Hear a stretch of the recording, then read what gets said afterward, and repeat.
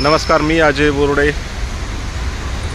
Swift Dzire 2021 single owner आहे.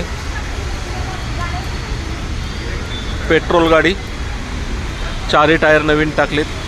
एकदम clean grey कलरमध्ये गाडी. बघू शकता गाडीची कंडिशन. गाडीचं किलोमीटर झालं आहे 1,10,000. Company maintain. आत्ता सर्व्हिसिंग झाली गाडीची.